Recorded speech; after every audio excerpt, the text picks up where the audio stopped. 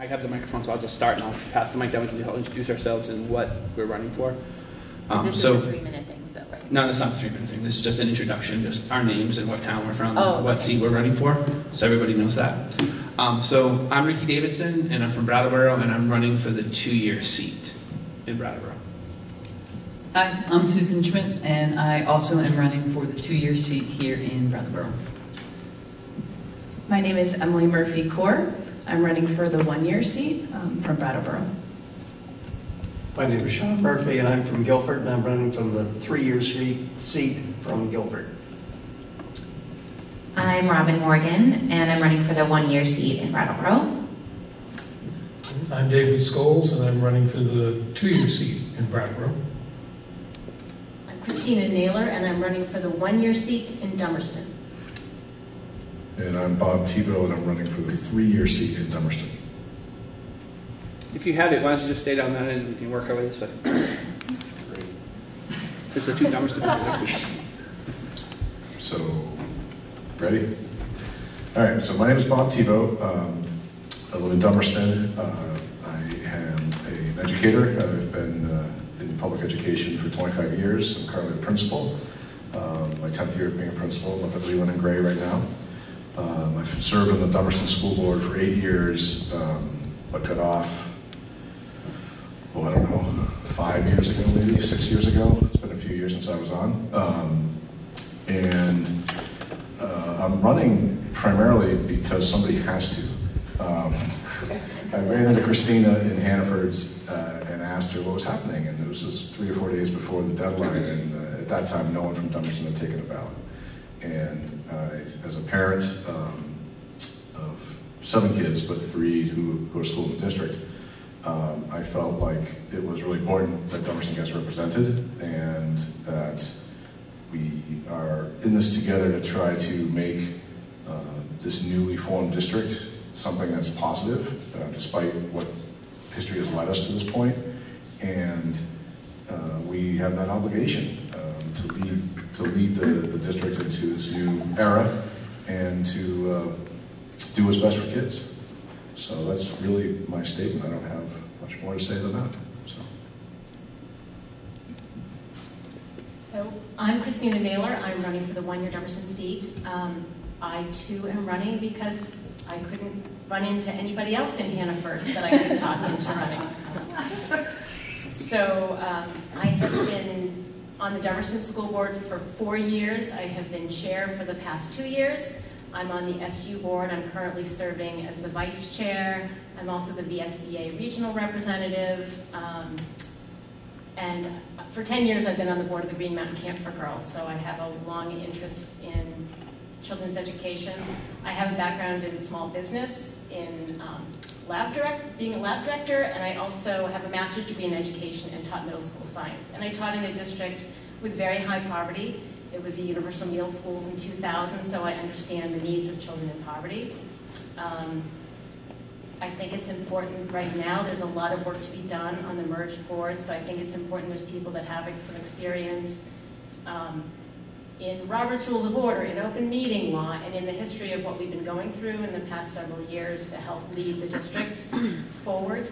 I think new blood is also good, and that will be needed, which is why I'm running for a 1-year seat, and I don't plan to run after that. I also served on the AGS committee as chair of the Alternative Governance Structure Committee, where I think the towns worked incredibly well together to find ways to work together to serve our students. And I think that's what I hope to bring to this position, and all the promise that came out of the alternative governance structure. If we could bring that to the new district, we will be serving our children well. Thank you. Thank you. I'm David Scholes, and I've been on the Brattleboro Town School Board for 10 years. I was on the Alternative Governance Structure Committee with Christina, and I agree we worked really well with representatives from the other towns to find ways to reach the goals of Act 46 without having to give up the school boards. But it's still not exactly determined, but it looks like we're going to wind up merging. So I decided to run for the merged board because I believe it's important that the board have a clear focus on engaging the community, and making sure that our schools reflect the values of our communities. Going from 28 active school board members to 8, it greatly reduces public access to school leadership and transparency, and I want to be sure the new board establishes structures to guarantee openness and accessibility.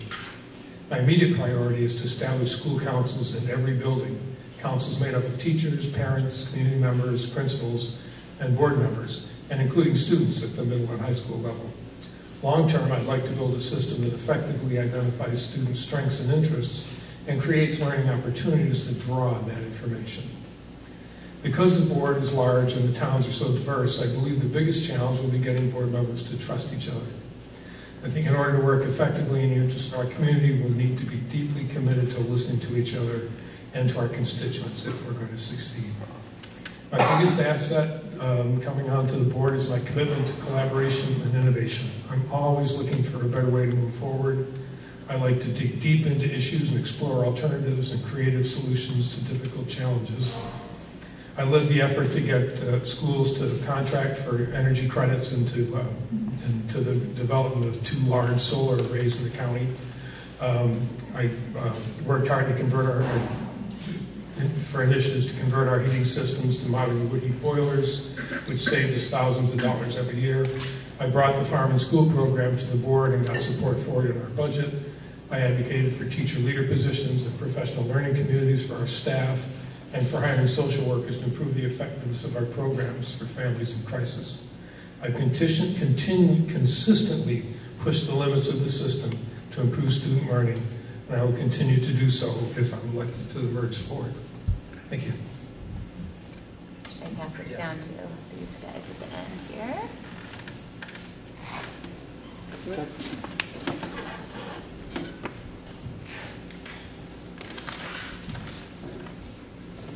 Hello, my name is Susan Schmidt. I'm running for the school board seat here in Brattleboro because I'm a person of action, and it is in my nature to help when I see a problem. I'm a lifelong educator and school administrator. I have worked in middle schools, high schools, colleges, private schools, charter schools, public schools, urban, rural, suburban. I think that I can be of service in moving this new unified district and board forward. I have a son in the district and I live in the community, so I'm very invested in ensuring that we provide the very best educational experiences that we can. I believe since I arrived here 18 years ago in Brattleboro that our schools have outstanding teachers, administrators, and facilities. We have here in Southern Vermont the resources and the opportunities to enrich and enhance the educational experiences for all of our students. And that experience is, for the most part, executed with outstanding results. I'm not sure everyone here realizes, and here in this community as well, how incredibly fortunate we are here educationally.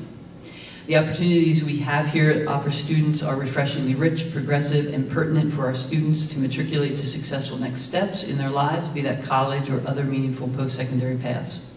I'm often disheartened when I hear and read in our community here members that are expressing doubt and discontent about our schools, which are in reality exceptional.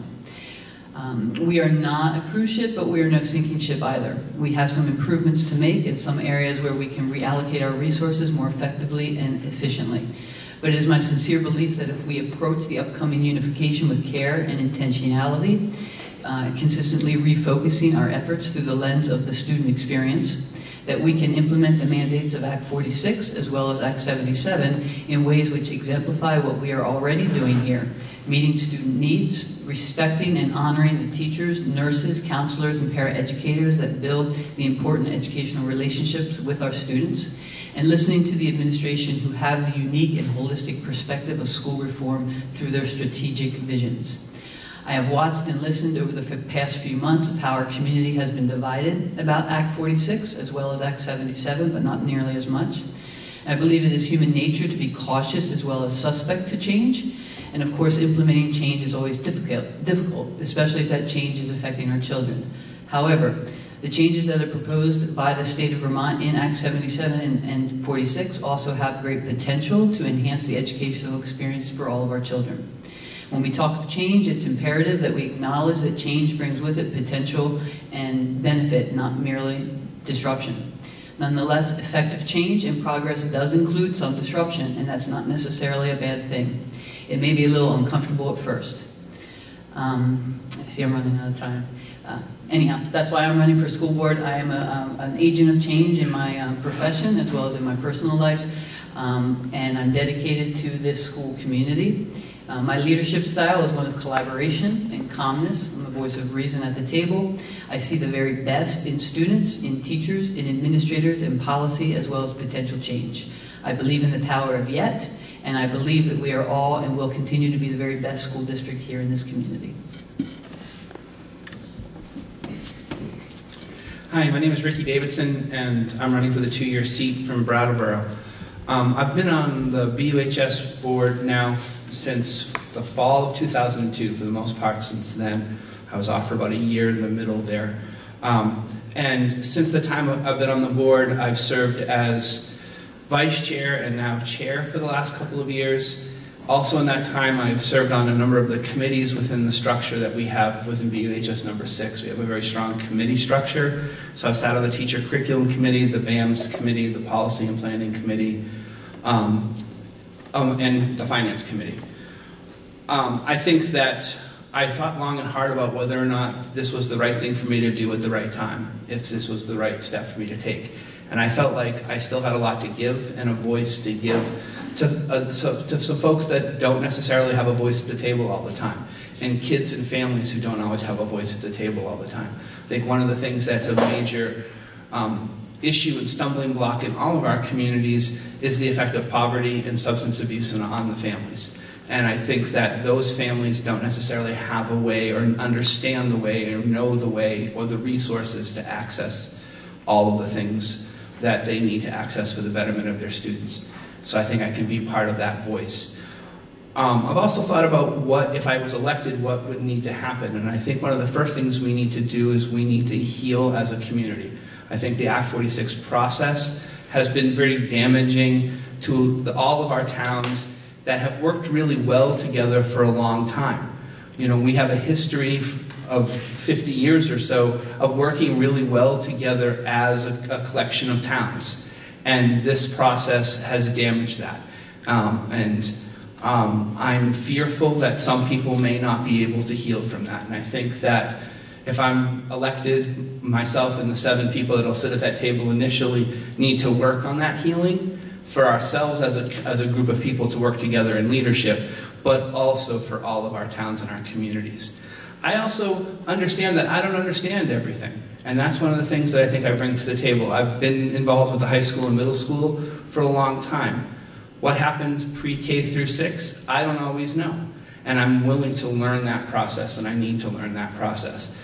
I also know that in every single one of our schools, things are going really well in a lot of ways. And I want to support those things that are working really well. That might be dramatically different in one school versus another school. And then let's see what the challenges are that we need to address. And let's address those challenges together as all the communities and all of the schools.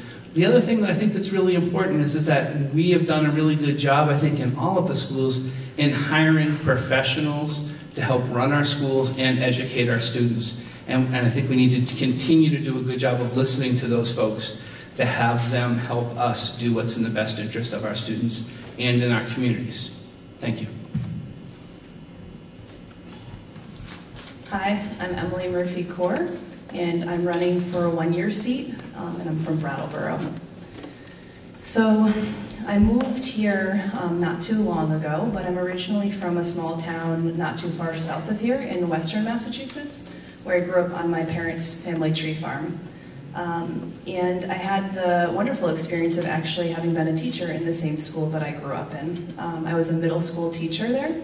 And I say this because it's a small town not too different from a Dummerston or a Putney or a Guilford. And now being in Brattleboro, I've gotten to see how the Brattleboro public schools function. And I can see a lot of similarities between the two styles of school, even though one is bigger and some other ones are much smaller.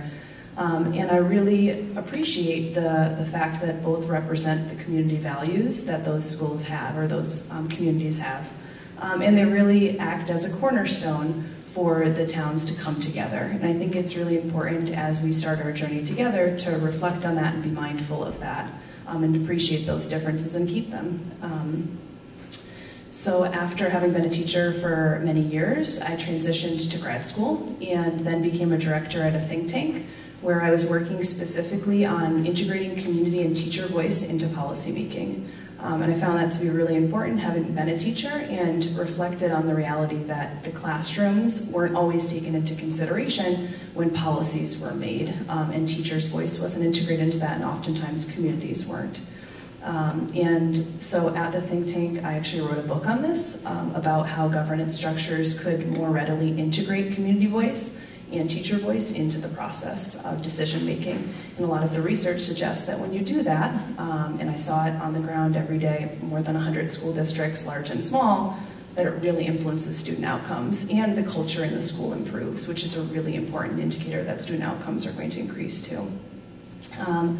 As I said, I moved here a little while ago. It's been about a year and a half that I've been here. My husband and I opened a traditional yoga and meditation center in West Brattleboro. And I started to really reflect on how I could give back and support the schools here with the vast array of experiences I've had. So I ran for the Brattleboro Town School Board, and I'm currently sitting on that board. And now I would like to be on the Merge board with the hope of integrating my background in grant writing and qualitative and quantitative research, as well as my experiences in building community around innovation. Thank you. Hi, I'm Robin Morgan, and sorry, getting my notes here. I am running for the one-year seat in Brattleboro, as I said. I've been on the Brattleboro School Board now for 2 years and just started my 3rd year, which probably will not be completed as the board will most likely be dissolved. And I felt like a lot of the stuff that I had been working with my fellow board members on feels like an unfinished effort, and I really would like to continue seeing this work forward. Some of the really great stuff that's been happening in the Brattleboro schools in the past few years has been around making our educational experience more accessible to every child. So we've been looking at how do we make sure children are better fed at school, not just that we offer universal school meals, but that we increased our food quality standards and have a really strong farm-to-school kind of locally sourced cafeteria program, adding social workers to give families those wraparound services that they need to be successful in the rest of the day besides when they're at school, and a lot of professional development that our teachers have been doing to deepen their understanding about how to teach not just the subjects, but also how to teach, different kinds of students, many of whom are suffering from having had adverse childhood experiences. And so all of that work I would love to see extended to all the students in this new district. And one of the things we've been focusing on most recently in Brattleboro is about how to make our schools more equitable for our diverse population. And that means looking at how do we make our workforce more reflective of the kids who are in the schools, and how do we make sure that our school culture and our curriculum is also reflecting all of the kids and in our world and in our town who are not all a homogeneous population. I really agreed with what Ricky said about some of the work of this board being to heal the divisions that have happened over this merger that the majority of our populations all voted against. And I think that by being open, honest, and direct about our concerns and how can we support each other in that we should be able to find our way forward together in a positive direction.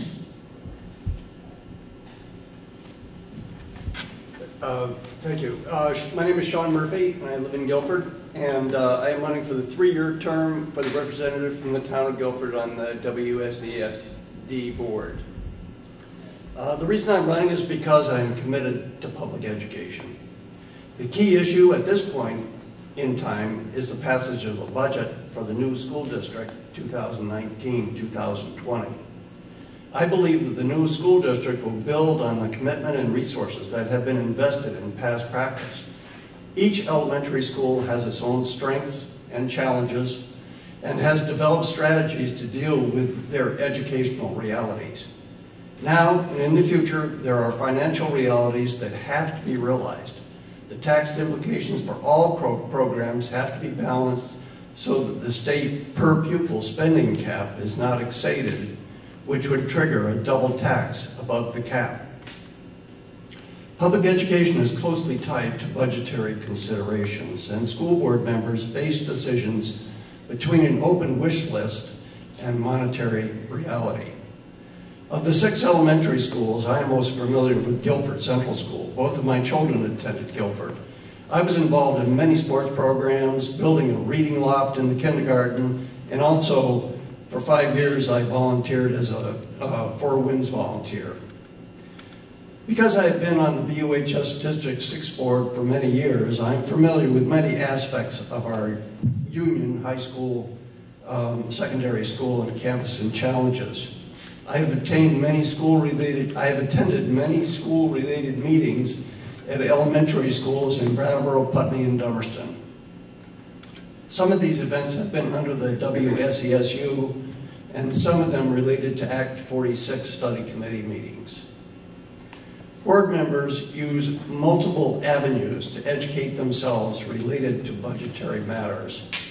This is input from administrators of any given school, along with financial knowledge of the central office.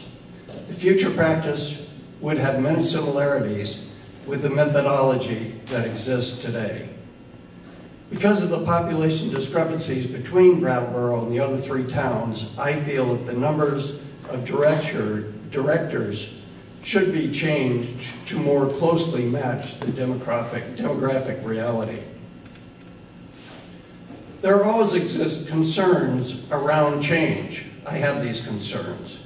I would work to achieve a shared understanding and a pursuit of the best education possible for all our students in the school district. The job of the school board is to coalesce many different personal goals into one unified direction. Because all 4 towns will have representation on the new board, I believe that a district-wide reconciliation is possible and our most important long-term goal. Thank you.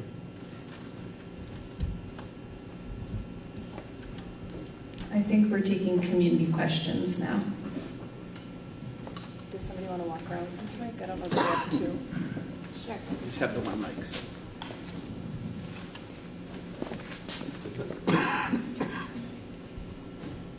Does anybody have a question? I do.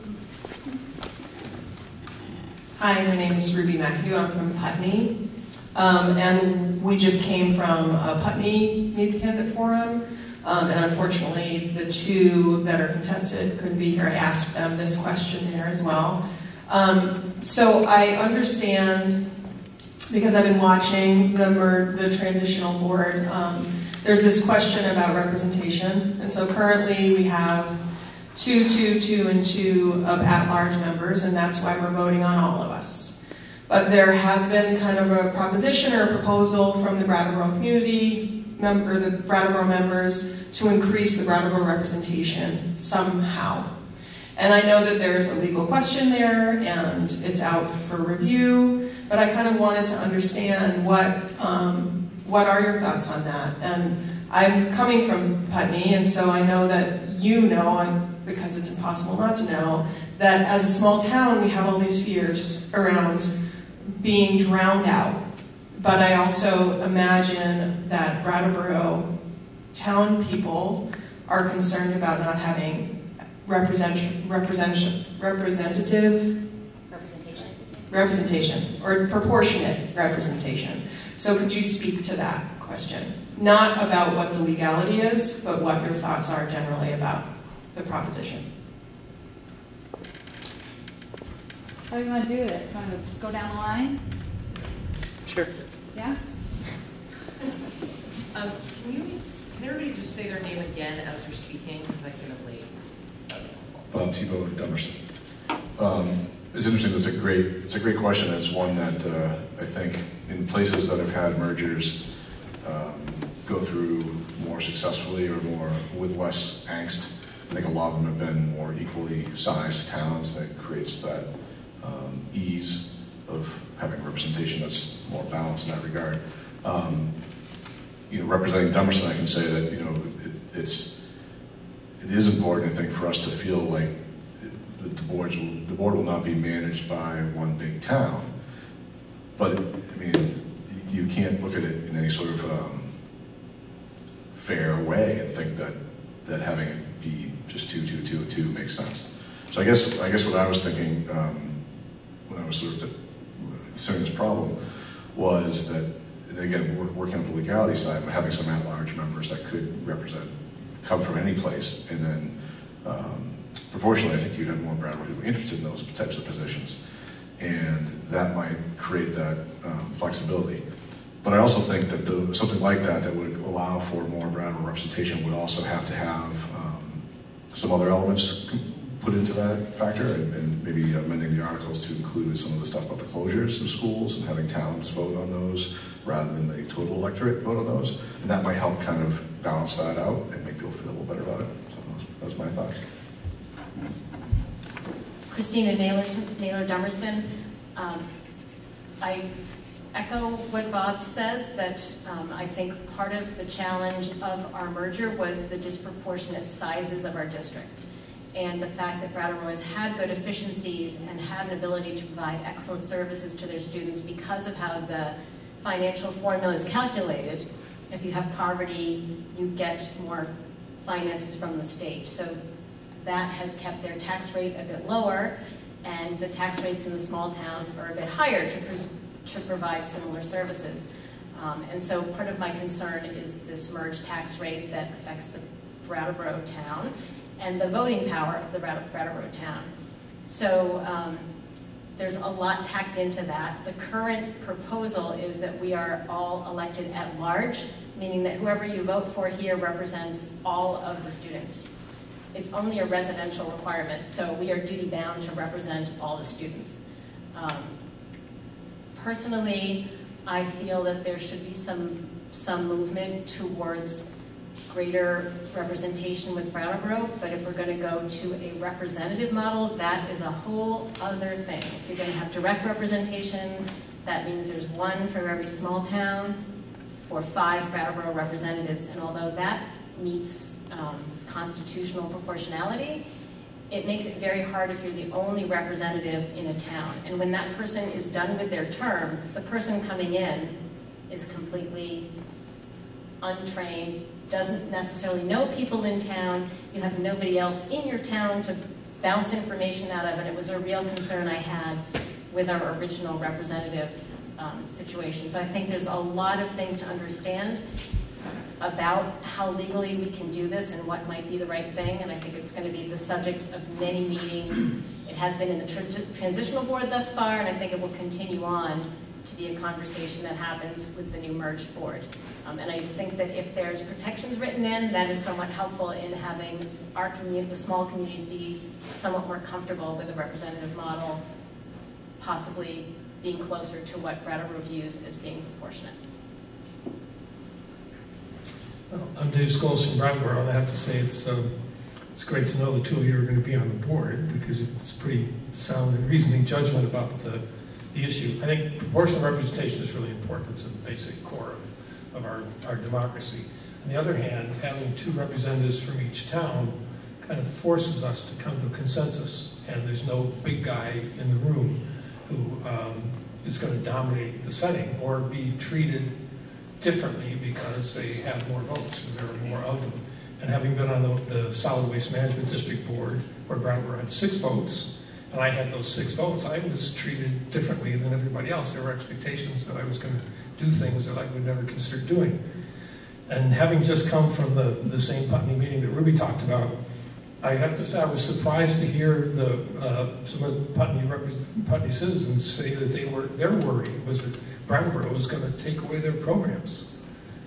Brattleboro's worry is that the small towns are going to take away our programs. We're going to lose our social workers, or we're going to lose our foreign language program or something. So we all have the same concern. We're going to lose things that we really value and we really want. And I think, so that's a lot to say all at once. I think that I think it would be a big mistake to not have at least 2 people from each town. I think the additional voices and the additional contact for the community, the additional points of contact with the community and the institution is really important. Another possibility outside of 222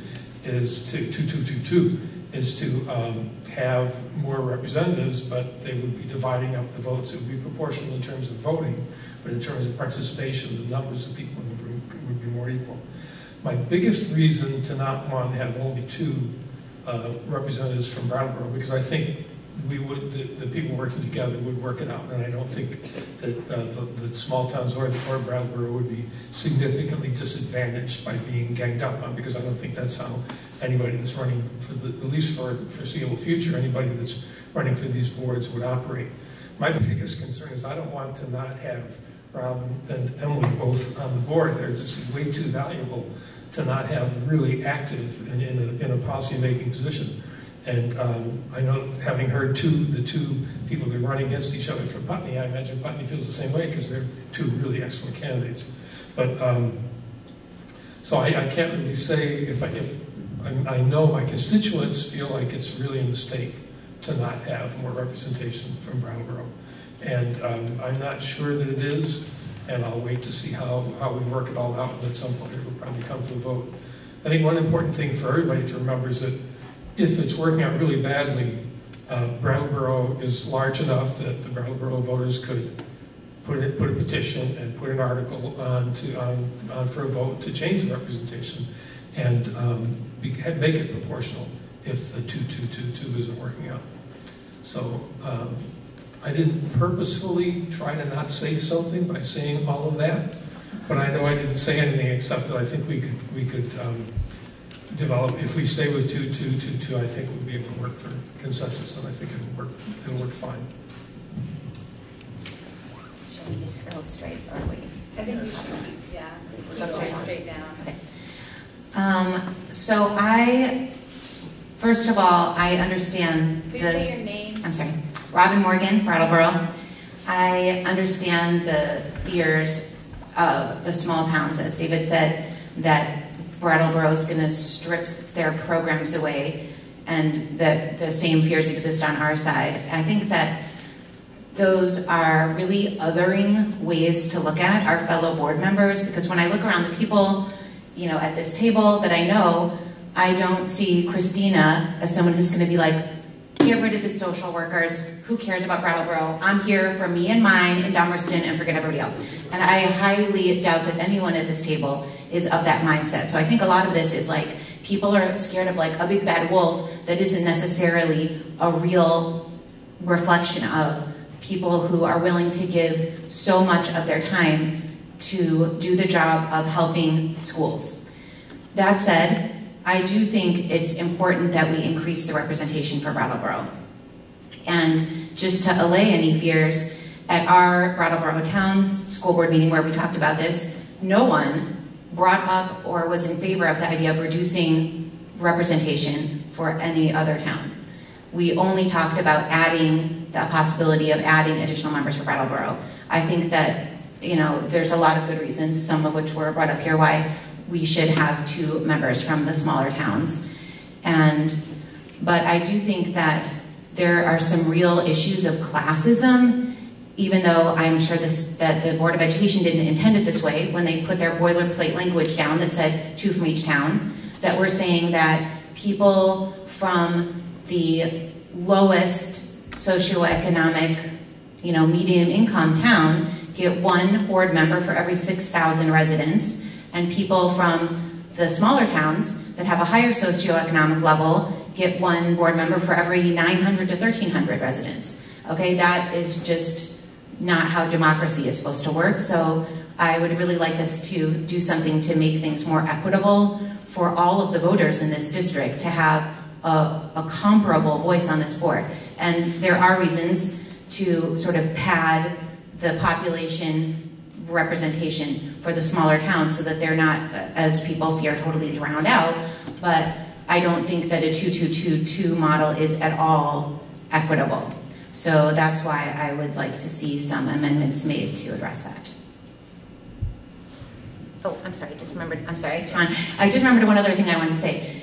That in Brattleboro, we have had sort of a preview of how this could work, because we manage 3 elementary schools already, and one of them is the biggest one in the town. And in my short time on the board, every single board member who has or has had children in the Brattleboro Town Schools has been an Academy school parent. Okay, that half the kids in the school district go to Academy, so it's not like there's some secret, Academy mafia. It's just statistically more likely that if you are a parent and you run for the school board, half the people will have been Academy school parents, and at the current moment, it was all. So I have never for one moment seen a hint that the needs of Oak Grove or Green Street were disadvantaged because we're all Academy folk. We look out equally for every student in our district, and I would sincerely hope that everyone running for this board would have that mindset towards all of the schools in the district. Guilford, Dummerston, Putney, and all of the schools in Brattleboro. Sean Murphy from Guilford. Excuse me.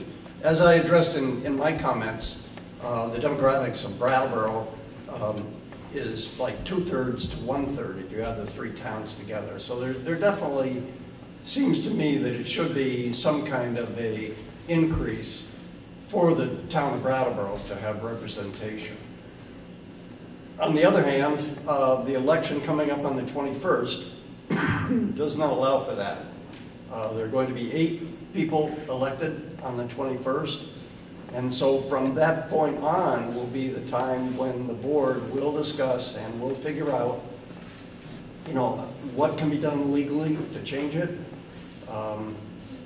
I would like to go back, if I could, to the Articles of Agreement that were drafted by the study committee, the Act 46 study committee, which everybody seemed to agree with at the time.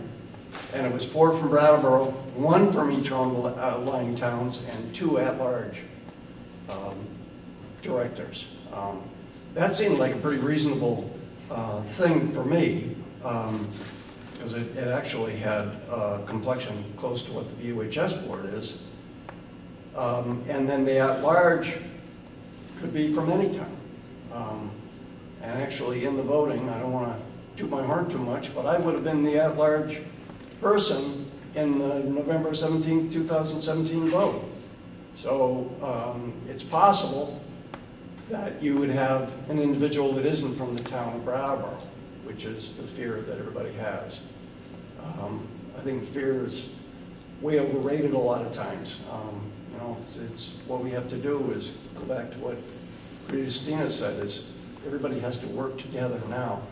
On this new board, we will all be dedicated to every school in the district. And there are a lot of schools.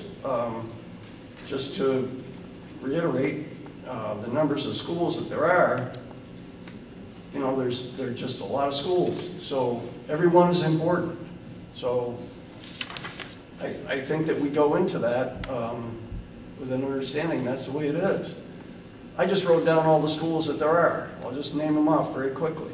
Putney, Putney Middle School, Dummerston, Dummerston Middle School, Guilford Elementary, Academy Elementary, Oak Grove, Green Street, Early Education Services, Brattleboro Area Middle School, Brattleboro Union High School, Windham Regional Career Center. So there are basically 5 districts and all those schools. That's a lot of schools. So we have to spread ourselves equally among every school somehow. We have to learn to cooperate. So I'll share my personal experience from the last transitional board meeting. Emily Murphy-Core, thank you. So there were a variety of topics, I believe 4 that were brought up. Some were school closing, some were grade level, either transitions or closing, like merging them into. Another one was the leadership councils, and then this representation issue. And I was watching to see how the dynamics kind of played out, being an audience member, as I'm not one of the representatives on that board. And I found it really interesting because there were the 2 Brattleboro representatives plus the representatives from the high school. And the issues that were talked about for the majority of the meeting were the issues that were really important to the small schools. And then towards the 4th issue that was brought up, even behind the leadership councils, was the representation piece. And I almost felt like it was a little like, oh, can we talk about this? Like, because we feel like this needs to change. And there was a lot of positive sentiments from the other towns about, you know, how do we work through this? We know this is an issue. But I felt, at the same time, I felt a little sad. I felt like, wow, like Brattleboro has the majority of students and this issue has been pushed off until the end. And I understood completely that if you think about 4 towns, then Brattleboro is only 1/4. But it still was like, will this consistently happen? Because then it means the majority of our students, if we have an issue that's being brought up, might be marginalized because it's not an issue for, you know, not a direct issue for certain schools. So I felt a little sad. I was doing a few calculations, which I can't remember exactly, but I remember trying to figure out, okay, student populations, like how much would actually each Brattleboro person represent? And it was about, I think, 357 students, compared to about 80 students in the other towns. I was like, wow, that's a, you know, if we think of each student as being one family, we'll pretend nobody has siblings, that's a really big difference. And I mean, the Senate is like that, it has equal representation, but I really felt in that case and what the majority of the meeting was spent on, I was like, I'm completely happy that we're working through the issues that, you know, I wanted to talk about school closures and all those issues too, but I still left feeling sad. So I couldn't get past that. Like, I talked to a bunch of people about that. I'm like, what do you think about this? What do you think about this? And for me, it just ended up being the equity piece. It just seemed really inequitable for the majority of students to kind of, their representatives to hold off until the end and then, you know, talk for 10 minutes. And people did say, oh, well, maybe we can do an at-large candidate. And I was like, I don't feel like that's a solution. Like, at-large means it could come from Guilford or Putney, and there are wonderful people there, but they're not coming from the same town that those students go to school in, and could be parents or, you know, previous teachers in that town who live there now. So, I mean, although those were great ideas, I guess my end result was I think that it's important that Brattleboro not have the majority. I think that it's important that there be securities as far as school closures, which they're working through in their amendments, so that some of these things that people are fearful of, you know, do not become the case, even if Brattleboro got more representation. But overall, I would really hope to see Brattleboro have a little bit more representation on the board. Thank you. Thank you. Susan Schmidt, Brattleboro. I'm of the mind where whoever is sitting on the board to manage our schools as a unified district are going to be good people who are looking out for the good of kids, period. I think right now, with the merger, especially with the smaller towns and that fear that everyone here on the board has been talking about, you know, we are tending to really focus in any of the boards on those particular fears. I think as we move forward and we look at ourselves as a larger district that is comprised of kids who happen to live in these outlying areas as well as Brattleboro, then our decisions are more focused on you know, student success, period, no matter where that student is coming from. And I would, you know, I echo a lot of the sentiments that, you know, my colleagues here are speaking of. Robin, is it Robin, spoke about how, you know, a good example of the way that Brattleboro has already developed their school boards equitably, even though the different schools have larger populations and underrepresented. My son goes to Oak Grove, and you know, I've never felt that the resources that were allocated to that school were any less than Academy, and that's where all the representation was. So I think that that is a good model of what can be done when people get together and talk about what's good for students, period, no matter what town they're coming from. But if you have people who know kids and know how to run schools effectively, I think that that moves them forward, not necessarily the small, like the community that they're coming from. And so I do have confidence in all the people that are sitting at this table, whoever is on the board. I think that they're going to do the best for kids, period, moving them forward. Ricky Davidson, Brattleboro. It's interesting because when I first got onto the BUHS board in 2002, the board was made up of 17 members. And that was an unwieldy number of people. And there was a larger representation from the 4 smaller towns, Guilford, Dummerston, Putney, and at the time Vernon. But there was way more representation to Brattleboro. I think it was 9 of those 17 members were from Brattleboro, and because it was done proportionately. But I was on the board for over 6 months, and I never saw certain board members. I never met them, and I never missed a meeting.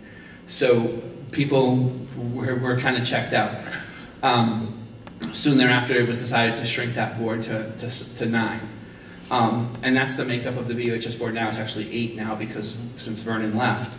And I think that's a lot that can be learned from that process, because and granted I am from Brattleboro and maybe I don't understand something differently, but in all the years I never saw the 5 representatives from Brattleboro gang up on the 4 representatives from the 4 outlying towns. It was always, what's in the best interest of our kids? What's in the best interest of our taxpayers that we can afford to do? What can we afford to do for education for our kids? And it just became that was the process. And we were able to put aside what town people were from to do that. And the other thing too, related to representation that I look at, and somebody mentioned it in their opening statements, is currently there's 28 board members representing these 10+ schools in the 4 towns. And if we can up the number of representatives, that just means that schools are going to have more people pulling for them, more voice for them, more people to hear from each other. Expecting 8 people to do the work that 28 people are doing right now is a really hard lift for the 8 people that get elected to this board.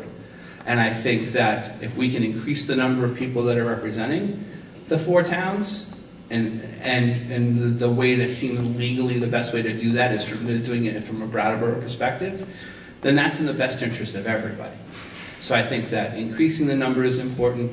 I think increasing the number from Brattleboro is important, because I think that fear is on both sides, but that's one of the major concern that I've heard from anybody in relation to this in Brattleboro is the fact that they're going to be underrepresented in this new system. And that's the concern. So I think that if we can increase the representation so that people have ability to get to a voice and can work through things together, I think we're going to be in good shape.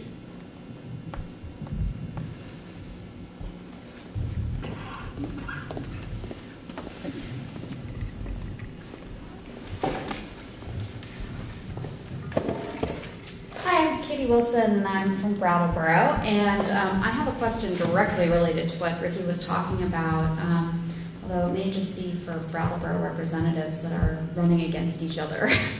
But what I'm thinking about is just the organizational capacity that we're going to be losing by having, what is it, at least 5 boards that were representing the schools here and asking 8 people to do that work. At the same time, there's no break in school. School's still starting in September. And so there's an enormous amount of work that needs to be done in terms of dissolving an organization and creating a new one and all the other things that have to happen in a very rapid time. So I just wanted to hear from folks about how you plan to manage that workload, and I feel when I hear from all of you that you care so much about the students and moving forward, but it's really important to me about, like, organizationally, how are we going to make this work in such a short time frame? Thank you.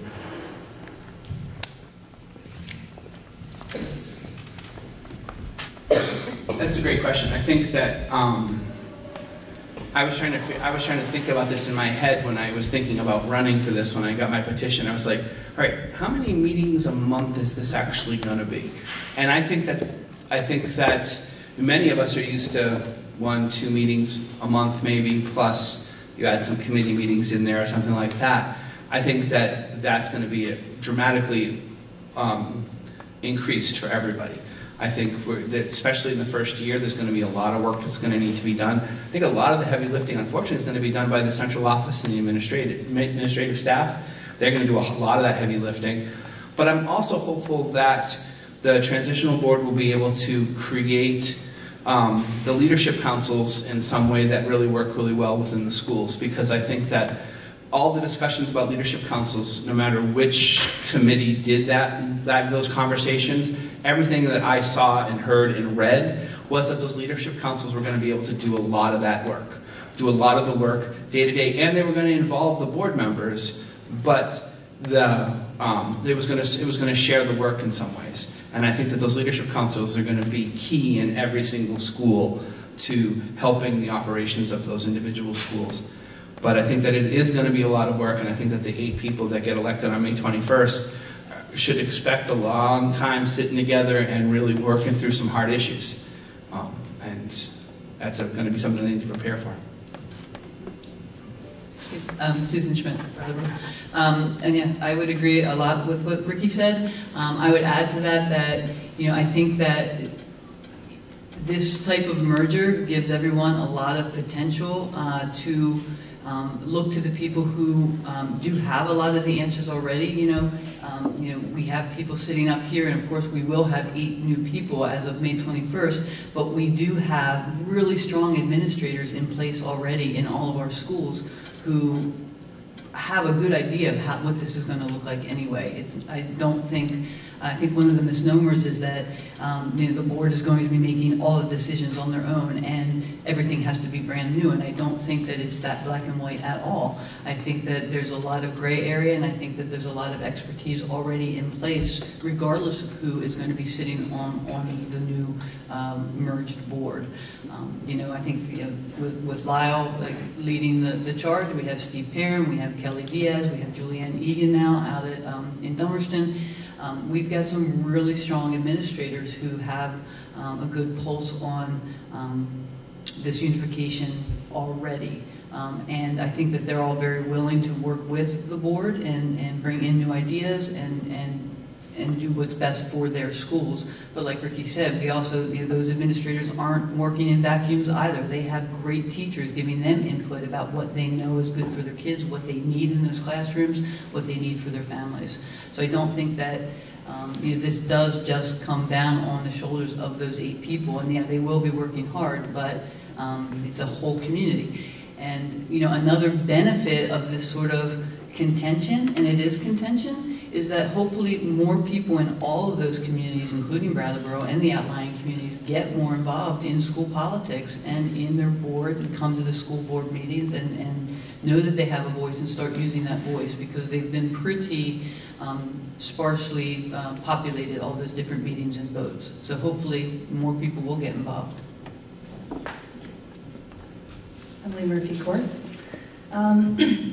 So I definitely think the work will increase, as my colleagues already said.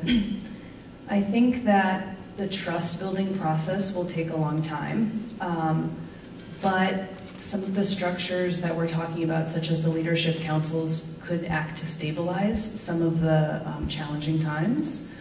I know from previous work that I've done kind of when districts have been in transition, not exactly like this, but either superintendent transition or in a few cases in Massachusetts, unfortunately, state takeover, because they just weren't, the state deemed them to not be functioning very well. What seemed to be really effective was for there to be a strong team that started off and had a really trusting communication and stabilized relationships with principals and schools, kind of school administration, that could then help to breed some of the work that would go on at school level. So what I would think is that the leadership councils, once they get up and functioning, could have a feeder system to the unified school board in a way that makes it so that when some issues come up at the unified school board level that are really deemed important overall to the district, they can then be fed down to the school level or fed down to committees, because we will be establishing committees. Now, all these things, though, are said to actually have a school board member on, so that does mean that, it won't be every school board member that would be on a leadership council, a committee, but there are a lot of commitments that should be expected by whoever makes it onto the unified school board. But my hope is, with all these different pieces and being unified, that we can actually set up a really amazing system where we can prioritize both innovation but efficiency too, and really start moving the bucket on what we see as best for our communities. Sean Murphy, Guilford. I go back to your question. I think it's an excellent one. And I must say that I've been frustrated very often at the pace that things have taken in this whole process. I think it was really too bad to delay till April 2nd on our organizational meeting, because we lost a lot of valuable time that could have been used very wisely. To allay some of your fears, all the school boards have gone through and developed budgets, which Frank has coalesced into one document. So the budgets are ready to go. Some towns have already voted on them. And in my perspective, that's probably the most important thing facing the new board right now. Because if we don't have a budget by July 1, I'm not sure exactly what will happen, but it might not be very pretty. So we need a budget. We have a budget. We need to bring it before the public, because as I said, some towns have brought their budgets. Dummerston and Putney, I believe, brought their budgets, and I think some in Guilford and Brattleboro. But the high school never brought its budget to the public yet, and that's the largest budget of all the budgets. So we need to get going on it, and we need a lot of organization to make that happen right away. And as quite a few people have mentioned, the administrators and the central office are key in this picture. Our CFO is really, he has a doctorate in educational finance, so he's very good, and I think we can make it happen. But I'm nervous about the time also. Thank you.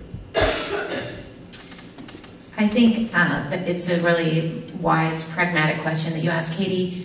And as some of the other folks have said, the work of actually dissolving the organizations and registering the new district is the work of central offices. And so we're fortunate as board members that we don't have to deal with that logistic. And the developing of a budget, because of the timeline, we have to warn the budget the day after the election. So that work is unable, because of time, to be done by this elected board. It has to be done by the transition board, and all we can do is whatever we can do on that one day of meeting, and then it's done. So the majority of our work as the people who are elected to the new board is going to be the governing of this large number of schools. And I think there is going to be, as others have alluded to, a big shift in how much time we have to spend meeting. I mean, in Brattleboro, sometimes we barely have enough time to hear from our 3 administrators, or our 4 administrators. And this is going to be now like 10 administrators. And so I think that it is going to be most likely a loss of how much time we get to hear about each individual school. And that's why I think that the leadership councils will be a really crucial piece of this. And it's an opportunity for folks to have a much bigger input and voice into their communities that aren't school board members. So in Brattleboro, as I mentioned before, we had a board of 5 people, 4 academy current or former parents, and 1 person that wasn't a parent. And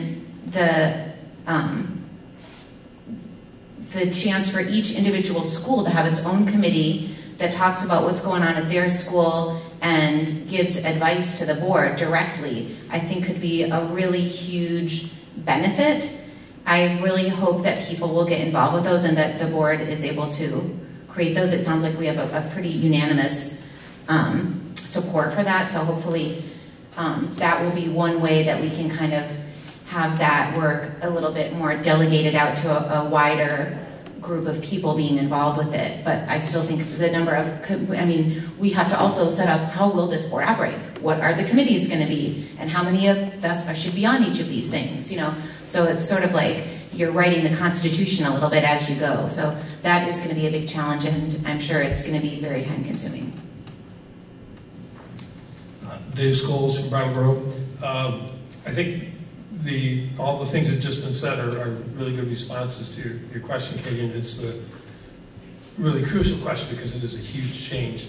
I think the only place that there's really much difference is what kind of a priority is given to the leadership councils. To me, it's the first business that we should be transacting, and there should be an amendment ready to be voted for on June 25th. And I actually just wanted to stop for a second and ask Jamie, before we're done, to make sure you go over how the voting is going to happen the 21st and the 25th, and the amendments in the towns, but the budget here in the high school gym. Great, thanks. The leadership councils are going to be a formal structure that give all the stakeholders in the community a voice.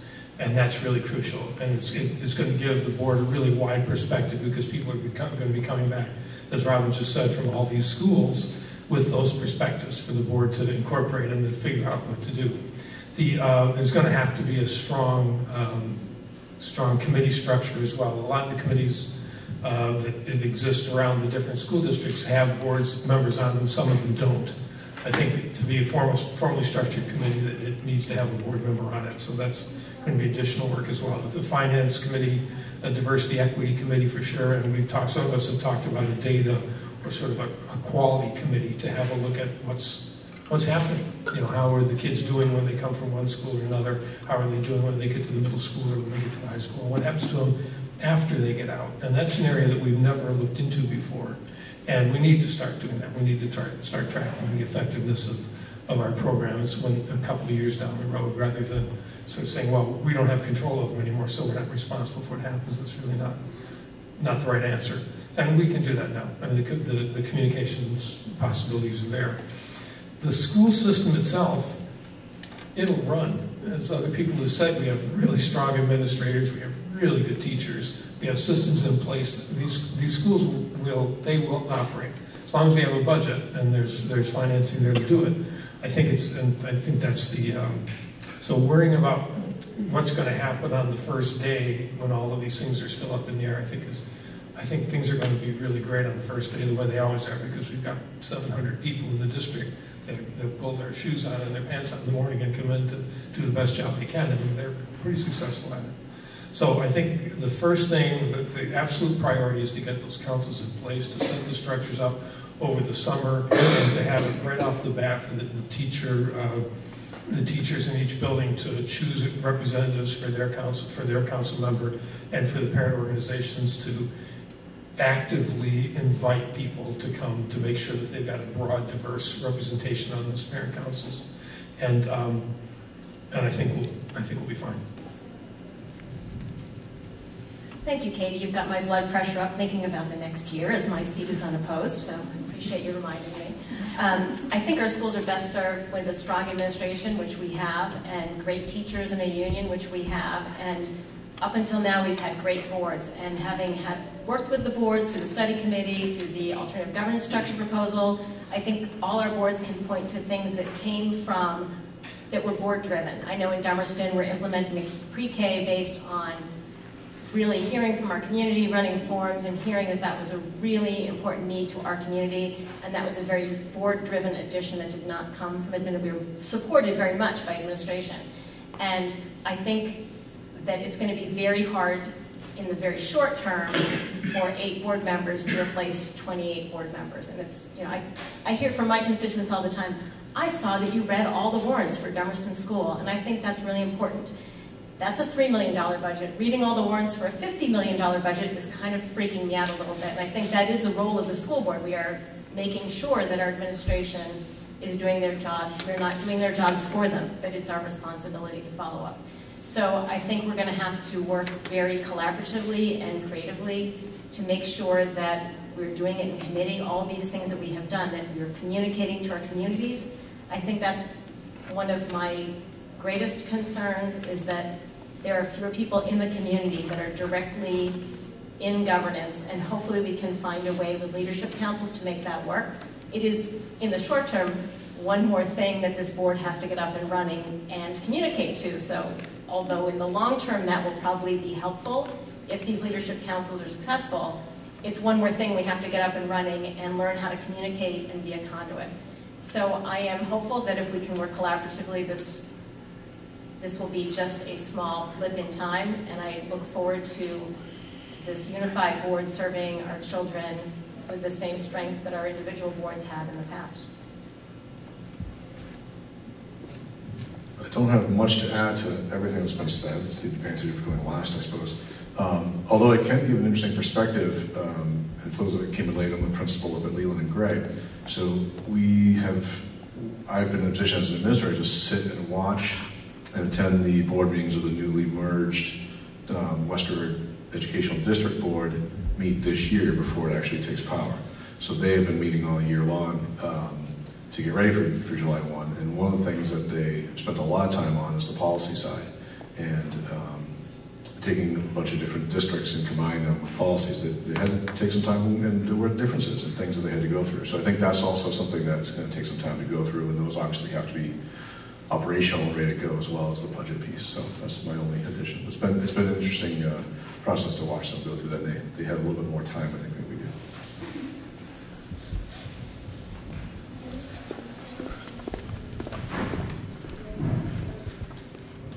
Thank you. Paul Normandeau from Dummerston.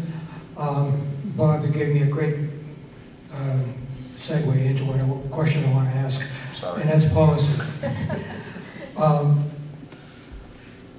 As you may know, and those of you on the study committee who participate in the study committee definitely know, that Putney and Dummerston are very, very concerned, or were concerned, and are they love their 7th and 8th grade K through 8 system. And I think one of the things that concerned Putney, I know it concerned Dummerston a great deal, was the fact that a merged board would find it financially, because you start getting down into the numbers, and it would find it financially prudent to do some grade configuration and send the 7th and 8th graders to BAMS. Now, this would be, a very dire result. It would really affect the community a great deal, and I think the community would be in an uproar about it. But so I'm concerned about how policies, and you're going to be making policies, and some of them are going to be dictated or strongly suggested by administration based upon the numbers. Sean was talking about budgets. Well, when you're sitting on a board and the numbers start coming down, and you're looking at whether you're going to go up against a threshold and whether you're going to spend a few extra $1,000, and I know you're going to have a $50 million budget, the first one. And so that's, how do you dig into those numbers is another question, but that's for you to dissolve. But I am concerned, and I know the communities of Putney and Dummerston and the citizens of those towns are very concerned about that. So that I'd like to get your perspective on grade configuration. 1, moving teachers around. 2, teachers work as a team in different schools. They work together collaboratively, much as they are talking about working collaboratively among communities. And the disruption that can occur in a school because people get moved, not because they want to, but because they're been told they have to, or they get riffed, some teacher gets riffed here, and so there's room for another teacher to move in, and you have to take it from one school, put it to another. So I'd like to know your perspective, your philosophy on maintaining the structure of a school, and also how you feel about moving teachers around. And if I may make a comment or add another segment to that, Act 46 was proposed as a cost-saving mechanism. It was going to be the savior of our local property taxes. Many of the districts that have merged have not realized those savings. Unfortunately, a lot of the cost, and some of them, a great deal of them have had cost increases. And unfortunately, most of those cost increases have not gone to programmatical things and increasing offerings to students. A lot of them have gone into increasing administration at the central office level. And I'm very, very concerned about that. I mean, even here, we've talked about having a facilities manager to manage all the schools, you know, the physical aspects of all the schools. Now, our principal in Dummerston is our facilities manager. Now, I don't know what happens in Guilford or Putney, but we don't need a facilities manager. We have one. And that's part of the job description of our principal. So if you start administration, Parkinson's law says administration wants to. Keeps dividing like little myopic mitosis, you know, mitosis or meiosis or whatever, if I remember my biology, which I don't. But I think that's the thrust of what I'm concerned about, is that we're going to see, that we may see cost increases, but they may not go to the school, they may not go to education, they're going to go to proliferation of administration. So I'd like to get your perspective on that.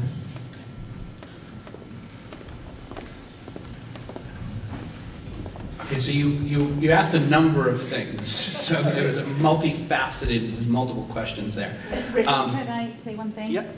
I just want to name that we're going to wrap up at 6 was the plan. So based on the length of time that it's taking to go through, I would suggest we look at 1 or 2 more questions. So think that through as we get going here. Thank you, David. So I think the first part of your question was related to keeping the K or pre-K through 8 systems. 7 and 8. And specifically the 7 and 8s. And I think that's totally, I think that if that's working in that community, there's not necessarily a reason to change it unless the community wants to change it. And I think about what happened with Guilford a number of years ago, when they started to realize that cost effectively, it was, and that goes towards your last part of your question, cost effectively, it was hard for them to continue to run 7th and 8th grade. Programmatically, it was hard for them to do that. So they wanted to see what it would look like. And they went through an entire process as a community before they moved their middle school students to BAMS. And I know as a board member of the middle school and high school, I stayed out of their way. And I think that was a good thing to do in that situation, because they needed to do that. I also think when you talk about grade configuration, one of the things that I thought about as you were asking your question was, a number of years ago in Brattleboro, the question was whether or not we should move the 6th graders to BAMS, and whether or not BAMS should be a 6, 7, 8 school. And I think that there's potentially pros and cons to that on both sides. And again, it was the community had conversation. I went to a number of those conversations at the elementary schools to see what the people were saying and what the parents were saying and what the logistics were and the issues were. And it was decided not to move the 6th graders here, and I supported that decision by the community because they made those decisions for themselves based on what was needed for them. And I would think that I would continue to do that same kind of thing. What does the community want? You know, if at some point down the road, Dummerston decided they wanted to send their 7th and 8th graders away, okay, let's have that conversation. Let's look at that. Let's see what that would look like. You know what I mean? But I think I would lead to the community to lead that conversation, not from the top, not from the school board or from the school district necessarily. There is the numbers piece, and I think that that goes to the communication. Is that if the administration is having a hard time in a particular school running a particular grade or adding a certain program, then they need to be able to communicate that to the board, and the board needs to communicate that to the electorate to see what's in the best interest of everybody. You also asked about moving teachers, and I think that there's a twofold piece to that. I think that, and we talked about it the other night at a transitional board meeting, was that, you know, if all of a sudden, if in a particular elementary school, for instance, you had 2 3rd grade teachers, but the 2nd graders that were coming up, there wasn't 2 classrooms worth of 2nd graders, and only 1 classroom of 2nd graders, but the 1st graders that are coming up need to, maybe that 3rd grade, one of those 3rd grade teachers becomes a 2nd grade teacher because that's what's needed within that school. And I think keeping teachers within a school is really important. I think one of the things you said is true, is that there's teams within those schools. and collaboration amongst colleagues that really work really well together.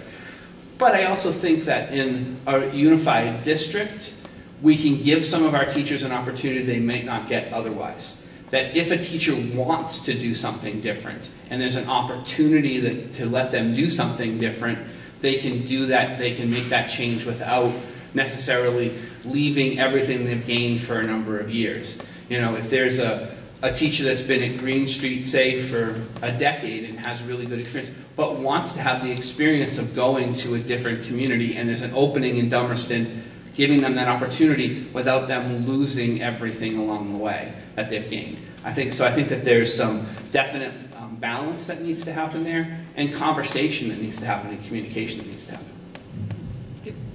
Susan Schmidt from Brattleboro. I think this is a great question because I think it really speaks to the heart of what a unified district has potential to do. And one of the things I said earlier tonight is a lot of people think in black and white with stuff like this, and there's a lot of area for gradient. So for instance,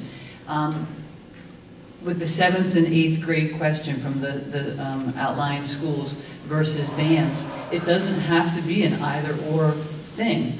It could be a potential for some great innovation and progressive educational thought here.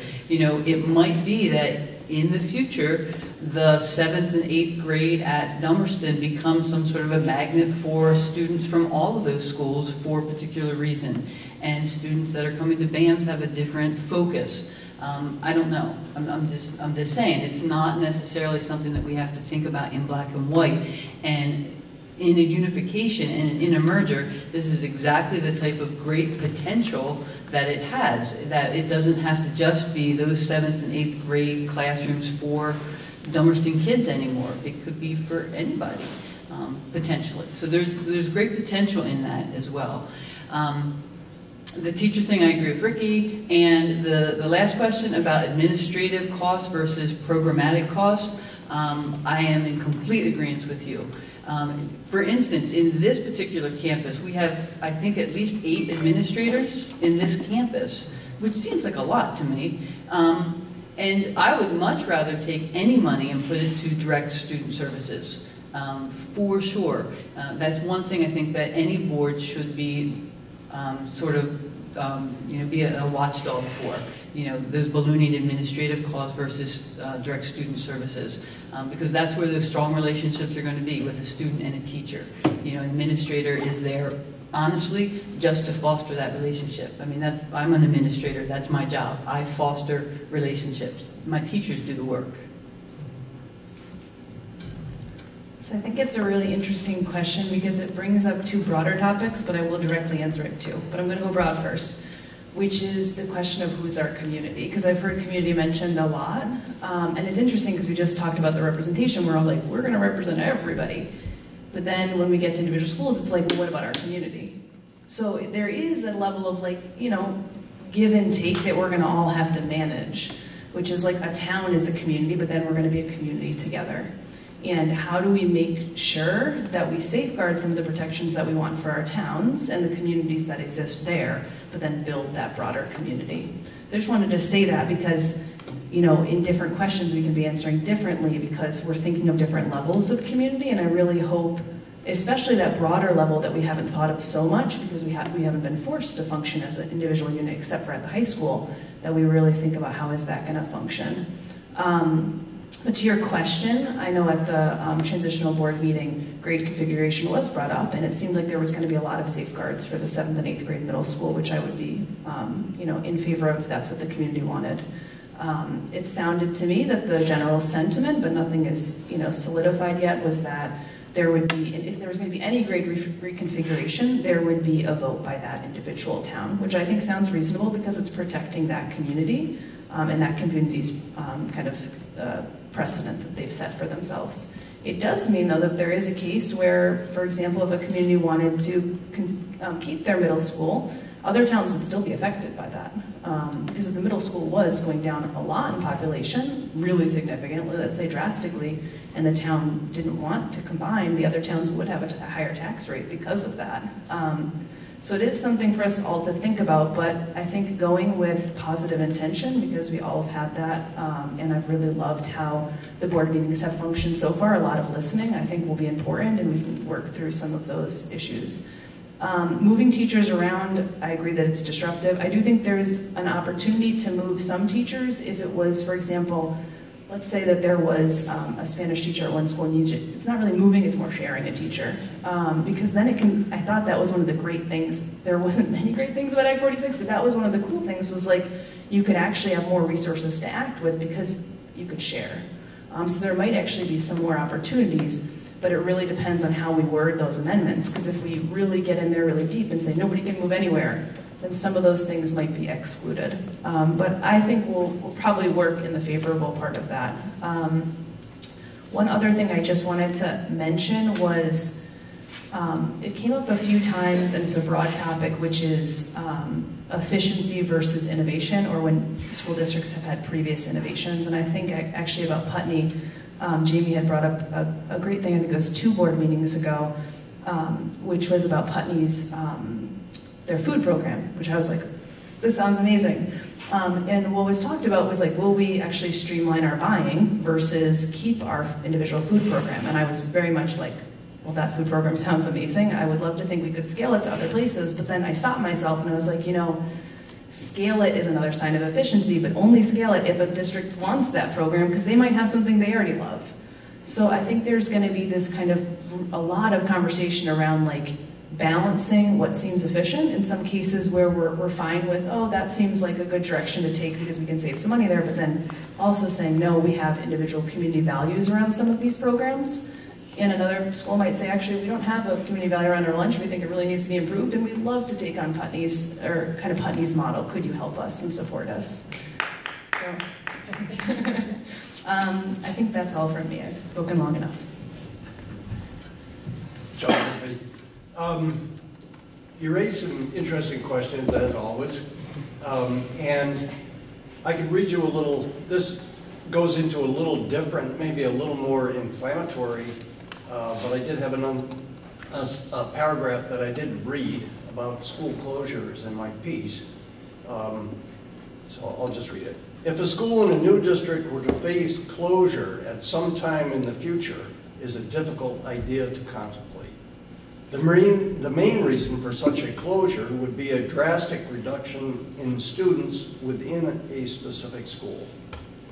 If such condition existed today, that is, almost no students in a school, the WSESU would face the same dilemma. The town could be extended the right to vote on the closure, but if dire conditions existed, if there were, let's say, only a handful of students in a building designed for over 100, then the school would probably have to close. I believe the likelihood of this happening is remote. So, and I would go to the idea of actually repurposing a school. All the communities have put so much into all their schools. And so I think that this new board would be creative enough to figure out ways to repurpose. In Guilford, we started a pre-K, which we couldn't have done if our middle schoolers hadn't come here to BAMS. So I think, you know, as was mentioned, thinking outside of the box, we know how important all these edifices and teachers are. So it's not going to be something that would just, you know, the big bad shark's going to swim over and eat everybody up. So, thank you. Yeah, I would tend to agree that it's not necessarily going to be the big bad shark. I'm not interested in cutting services or programs for children. I think that we always have to consider the needs of the taxpayers, and it's wonderful when a board has a balance of different perspectives on that. But for me, my personal perspective is about how do we create a healthy community, and I'm talking about in all of our towns. And, you know, we're at kind of a crisis point right now in southeastern Vermont where we have some dire needs in our communities with homelessness, with trauma, and with economic insecurity. And so I really don't feel like one of my priorities as a board member is going to be taking away supports from children. I think that the pre-K through 8 is a lovely educational model. I wish that I had gone to that myself. I wish I had that opportunity for my children.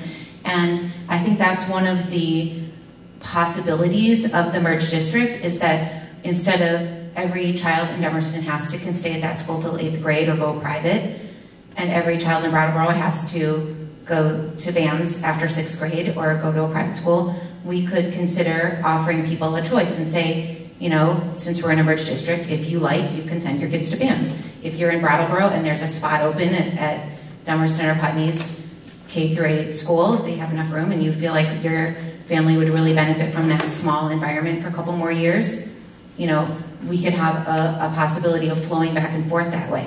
And perhaps that's one way that we could insulate those schools from worrying about, geez, if our numbers in these upper grades get too low, are we going to be in danger of our school needing to close those grades? But I think that it's a complex question whenever you're thinking about who gets to decide if a grade stays at a school or if a school closes. You know, the sort of default answer should be that town decides it, and that's how we've been operating up till now. As a merged district, it's true that what Emily and Sean said, if a school is becoming so small or a grade is becoming so small that it's creating an undue tax burden on everyone, then, you know, that's not really fair either. So I think that there could maybe be some sort of amendments made that weren't just no closures without a vote by that town and weren't just the board votes to close whatever they wish, but maybe some kind of more complicated process or structure around giving protections to those schools, but not letting them hold the entire district hostage if they had 5 kids left in that grade. But in general, I feel like when I look at what are we investing in as a community, and I look at stuff like the Icelandic model, where they had a crisis in Iceland with teen behavior and addiction, and they decided to address that by adding tons of after-school programming and support for families, and it was an amazing way to inoculate their youth against these problems. I think that we really need to be looking at our schools as a preventative place for kids, and so because that is my perspective, I'm looking at how can we support everyone to get what they need, not how can we cut. Dave Scholes in Brattleboro. I think as far as the moving or the middle school question, I think the best model is K-8. I think there's a lot of evidence that shows that. There's more evidence emerging all the time that indicates that maybe 6, 7, 8 is not the best way to bunch kids, or 7, 8, 9, or 6 through 9.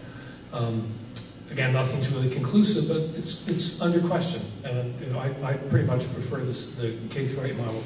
I think as far as what to do right now, I think to start this off, I think we should have an article that says that the communities determine that structure, and I think that is black and white.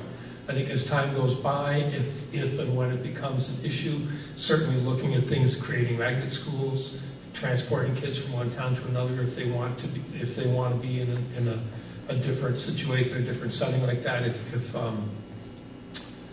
those things are all possible, and having parents being able to have that choice. When Ricky mentioned the conversation about whether to move the 6th graders to BAM, I was part of that with the daughter in the elementary school at that time, and. Molly definitely would not have benefited from coming to BAMS in 6th grade. She would have benefited if she didn't come at all. Just went right to 9th. But fortunately, when she did come, and she had great teachers, and they were really supportive, and she had a great experience. But she just wasn't ready for that many kids and that much stuff going on. And I said that clearly to the board. And other parents came to that meeting and talked about how their kids were just really, they needed a lot more activity. They needed a lot more stuff going on, and they needed a lot more socialization. They really would flourish more in a setting like BAMS. And one of the things that surprised me was that those people were just as smart as me. They loved their children just as much as I loved my child, But they had a completely different view of it. And I think if we look at this in terms of how do we give families what they understand, or communities what they understand is the best thing for their children, rather than, thank you, Robin, what's the cheapest way, we'll be fine. But for starting out, I think we should formulate an article that says that the communities have to decide if that kind of a thing is going to happen. And we'll deal with it and try and solve the problem as we go, rather than have to create a structure whereby we can force the community to close. If we have to do that, we have to. But I think, as Sean said, I think that's remote. As far as moving teachers, there are a lot of alternatives to moving teachers. I think within a school, it's not really difficult to move teachers because they are able to teach at all grade levels. They may have more experience at one than another, but they're well trained and they're experienced, and they can be flexible with that. You can also combine grades, which is a great model and works better for a lot of kids. Teachers can team up. The one thing I don't think is a good idea, and it was promoted several times during the merger, the development of the Articles of Agreement, was the idea that a core teacher, like a 5th grade teacher, would spend a morning in one school and then go to another school because there weren't enough kids to support a full-time teacher in either one of those, and then somebody else or some other group of teachers in the school would provide programming for the second half of the day. And I think that given what we know about what's most important in an elementary student's life, it's the relationship with the teacher. There's no question, there's no evidence indicating anything else. That's the most important thing as far as the school's effect on children when they're in the elementary grades. So that I can't imagine ever supporting that model or seeing a situation where that would seem like the right thing to do. I would think that combining grades would be a much more likely choice. That's difficult when you have standardized tests at grade level because you got to have everybody at the same grade so that they get the score on the test. But hopefully that'll moderate a little bit more. It already is moderating. So, but again, I think the important thing is that for starting out, we need a clear article that the communities make that decision, and we'll try to deal with it as it comes up. As a former middle school teacher, that middle school question is near and dear to my heart, and as a Dummerston representative and hearing from my community, I've been really working to get some protective language in there. And I should say that the reason the board, that transitional meeting spoke about that wording was that Dummerston met 3 times and worked on the wording of articles that they were the most passionate about, and that was based on our survey of their population and all the conversations we've had over the past 3 years. And so unfortunately, Dummerston was the only one that showed up with a piece of paper to work off of. At that meeting, people had it electronically, and so we were working off the Dummerston set of goals. So while it may have appeared that we, at 9 o'clock, hit the representation model, it was 9 o'clock. It was a 3-hour meeting at that point, and Dummerston had worked most heartily on those things that were important to Dummerston in our roles as representing Dummerston.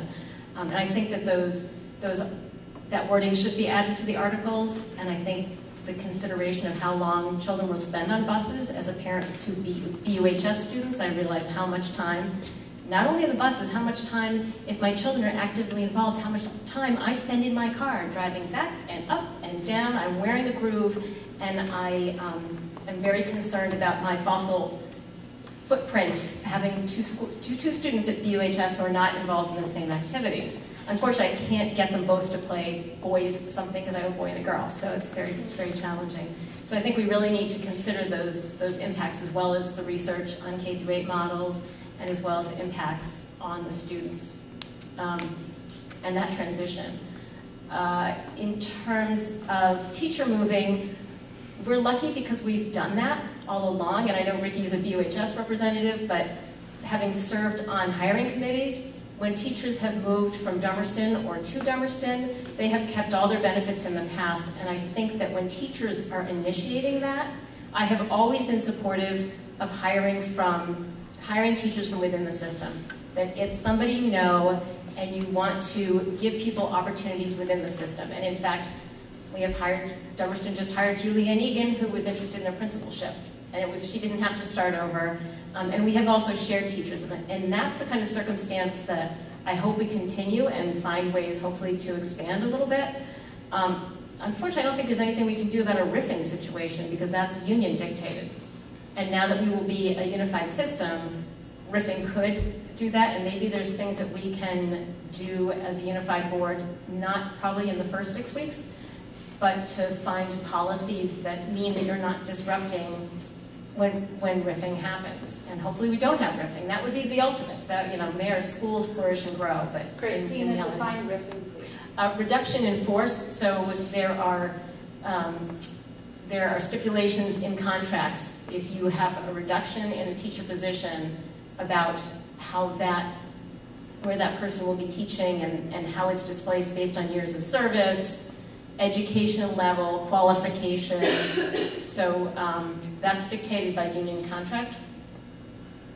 And so that at this point, that would be a concern if there is a reduction in force need to be done.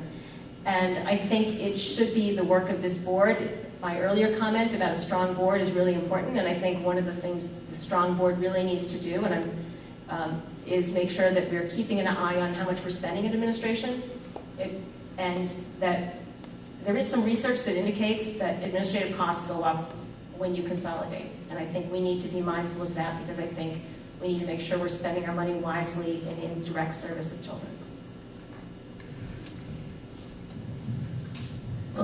Everyone in these joint communities are incredibly lucky because there's some really thoughtful people looking to hold some of these offices. I think you guys should hopefully appreciate that. There's some really incredible things that have been said this afternoon.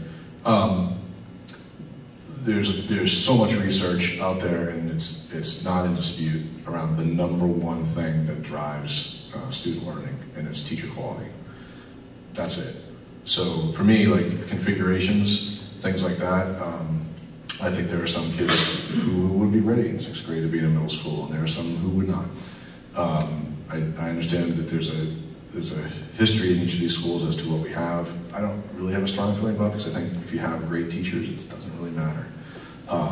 That being said, I know that I think it was brought up before, the subcommittee around data. I think it was you, David, that mentioned that. And the idea of like, before any conversations go to communities around how configurations exist, I think we should be looking at how they're doing. What are they turning out? Are they as productive as we expect them to be? So looking at that results as well to find out are the kids being served, because we don't want to do something just because we've always done it. We want to do something because it's best for kids. So that's my take on great configuration. The moving teachers piece, and this may be my bias as a principal, but I don't see it as a board issue. I think that's an administrative thing, and there's certain things on the board that you just have to get out of the way of, and I think that's one of those things. I know that it came up in conversations in Dummerston a lot, and there was a level of irony around the idea that there was a concern that with the merged district that the other schools would steal our excellent teachers from Dummerston. And I pointed out at the time, and I'll point out again, like Joe Carroll stole a lot of those great teachers from the other schools in this district as it was. So, I mean, we're one community, and I don't think we view education that differently from town to town. I think we have our own traditions and our own histories, but I really think it's important for us to be on the same page about what's best for kids. So I guess that's my take on the teacher piece. And the administrative costs going up, that is what the research suggests. I think it's something we have to be mindful to. That's not something that would be an administrative responsibility to do. I think that would be a board oversight perspective, and it's something we would need to look at. You mentioned the facilities management piece, and again, and those things often can have multiple layers. I mean, a facilities manager overseeing facilities could find ways of saving money that you can't do without it. And it might save more than the value, what the cost is of having that position. So it really depends on what you're getting out of it. So I think those things are complicated and complex. But like I said, I think there's an incredibly thoughtful group of people here, no matter who gets elected, that we're going to be digging in together for all of our kids. So I feel good about that. So we're going to pause so BCTV can change their battery, and we'll have time for one more question. And then we'll talk about the election and the ways that people can participate.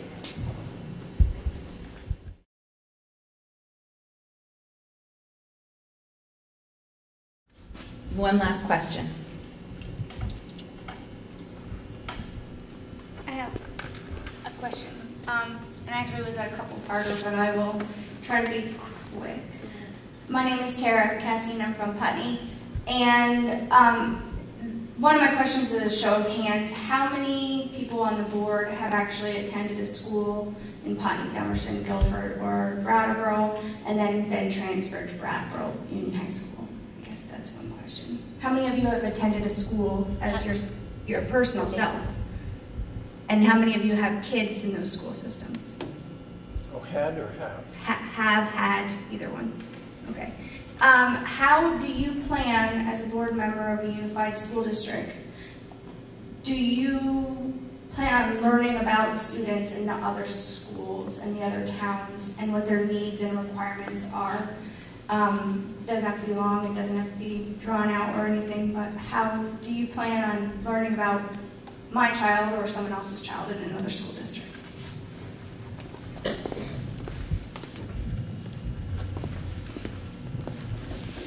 Ricky Davidson for Brattleboro. It's an interesting question because of what I do for a living. Those of you that don't know, I'm the executive director of the Boys and Girls Club here in Brattleboro. But we get kids from every one of the towns that's talking about merging, as well as kids from other communities as well.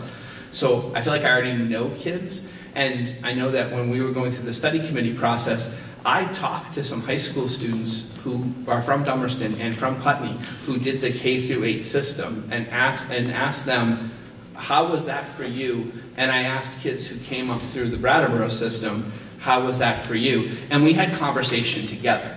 And I felt like that was really insightful for me to hear from current high school students at the time what that process was like for them. And they were comparing notes in the room together because I sat down with a group of them together. So that was really interesting for me. So I think that's part of my learning process will be to talk to students that I know that come from all of the towns that are involved. Also, I think that one of the things that back when I was still early in my school board tenure here at BUHS, the school started its renovation process. And one of the things that I remember at the time, the assistant principal of the middle school said to me one time just before a meeting that the teachers were complaining and they wanted the school board to have to come in and do lunch duty in the temporary cafeteria we had for 1 year, which used to be the auto shop of the old Career Center building. So it was 1 year, that was the middle school cafeteria. And I told her, when you do your report, offer that up. And she did, and I came to do lunch duty. And I came to do lunch duty at least once a week. And I did that for a number of years. Once a week, I left work in the middle of the day, and I went and I came and I did lunch duty in the cafeteria in the middle school. And that was really enlightening for me. And I'm somebody who spends a lot of time in this building during the day when students are here. I have the flexibility in my job to be able to do that. But I come in and I roam the halls. I've just gone in and sat in classes and just listened to what's going on. And I think that if I'm elected to this new board, I would use my ability as a school board member of all of the towns to be, some people think I'm a little obnoxious when I'm in the building because I'm a presence, but I would make myself a little bit obnoxious to get to know especially the schools that I don't know. And as I said in my opening statement, I don't really know a lot about what happens pre-K through 6 in Brattleboro or pre-K through 8 in the other towns. And that's a learning curve I'm going to need to take. So I'm willing to commit that time to do that. And whether that's going to do lunch duty or helping to supervise recess or sitting in a classroom, I'll make the time to make that happen so that I can learn, because I need to do that. Susan Schmidt, Brattleboro.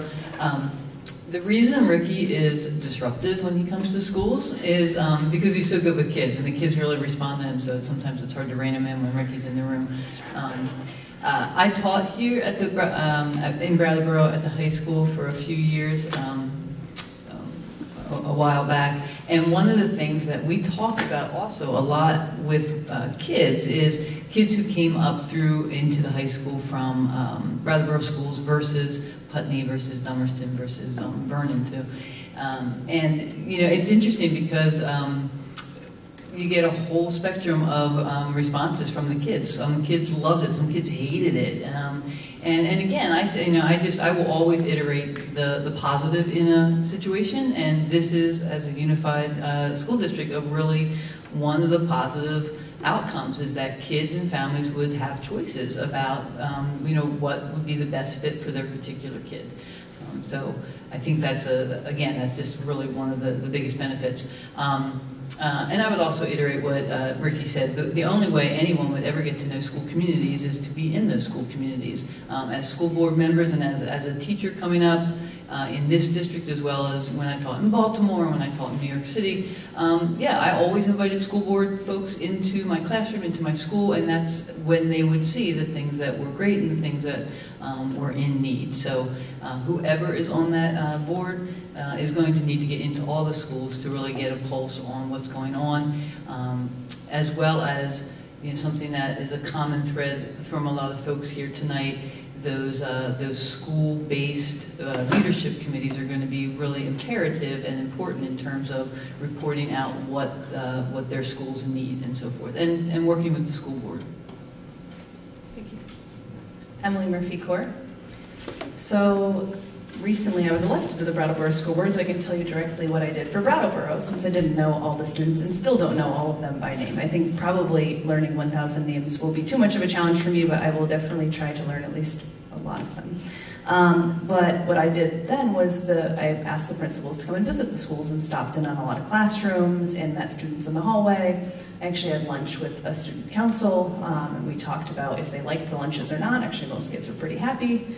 And all of them were getting the lunch on the student council, so I was like, wow, it's pretty impressive. And my hope would be is that whoever is on the school board would then do that in all the schools. And I know there was talk about actually with the leadership councils, and it was back and forth. They wanted a school committee member to be at the leadership councils of each school. And then one thing that was talked about was like, okay, well, it makes sense if you're from Brattleboro to be in a Brattleboro school so that because you're from that community. At the same time, there was an idea put out that was, well, wouldn't it be nice if we rotated around so that we would learn about these schools? And so I think that's still a question that's lingering because there is some value in consistency, but there's also some value in, learning all the communities. So maybe something structurally could be put in place. I know recently there was, in March, talk about the youth vote and talk about youth being on school committees. Now that's not the case yet. But I'd love to see something where there was actually, we haven't decided what committees we're doing yet, so it'd be really interesting if there was actually a youth committee. And it wouldn't mean that we learn, we know your daughter exactly, or two boys, totally off. But it would mean that at least we're hearing from the youth in some sort of way. So I think that will be really important. I know from my time back working with school communities, it seems like if you don't have a pulse on the students and teachers, you're so disconnected, and the policies that are made are, they're not necessarily that effective, the research suggests. So I would really hope that when this board takes it on, that we have so many great thinkers here that something innovative could be come up with where we would actually be able to go out and meet people from other communities or now from our merged community. Sean Murphy. That's a good question. Being on the BUHS board, the actual contact with the students on this campus is somewhat limited. I would say they're shining examples. Last year, 3 students from BAMS came in and made a presentation and a PowerPoint presentation to the board, the BUHS board, about the Black Lives Matter flag. And I'll never forget the poise, the education, the presentation that they met, that they had in order to make that presentation. So I felt like, wow, I have a connection to these 3 young students. And then other connections you can have are a student gets in serious trouble, and so they actually have to come before the board, or they don't always, but they have that option. And then that's almost the converse in terms of, over something really positive or something with more challenges. But I also think that's a very important place to be. try to help that student as much as you can. And as a board, to work to either uphold the administration's recommendation or to modify the administration's recommendation. So I think in terms, I mean, me personally, am I going to meet very many young students? Probably not. Would I like to? Absolutely, it'd be great. But I just think realistically it probably wouldn't happen unless the kids came and made a presentation to the board level, or unless they were there, you know, when we go to the other schools, because it will be a rotating board. So, thank you. Hi, thanks for your question. That's something that I wonder about too as a parent of, right now I have 2 kids in elementary school, and I have a 4th grader and a 2nd grader, and I also have an almost 2-year-old. So I'm in this with skin in the game for the next 16 years. And that actually is, I feel like for me, a big strength of myself as a board member, because I'm constantly there with feet on the ground in my kids' school, but also just in the community at stuff that parents are at. So I actually have quite a few friends whose kids go to PCS. My kids have friends who go to PCS. I'm also a voice and piano teacher. I have students who are in the Guilford Elementary School. I've taught kids from Dummerston. And so I rely somewhat on just making connections person to person and being in conversation with those folks about how things are going for your kid at their school. Additionally, as a board on the Brattleboro Town School Board, managing 3 schools, we have made it a goal for ourselves to be in the schools more. And so for me, it's the way that I like to do that is I go, rather than going to a lot of the things during the school day where the kids are there doing your learning and you have the opportunity to observe, I like to go to the community events that the schools have so that I get to actually see the other parents there, because as much as it is so wonderful to see what kids do in their classrooms with their teachers and stuff, if I want to really know how things are going, it's not necessarily appropriate for me to approach a 3rd grader and be like, hi, I'm from the school board, please tell me, how do you like all this? You know, what's bad about your school, what's great about your school, and all that. But when I'm chatting with a parent, people often just open up and tell me, oh, you're on the school board? Well, what are you doing about blah, blah, blah? And so I feel like being involved with those community events, whether it's like the school play or outdoor movie night or the talent show, going to those spots and just being in conversation with the parent community has given me a lot of insight to how things are going at our town schools in Brattleboro. And so I would probably keep that same approach as a board member for the merged district.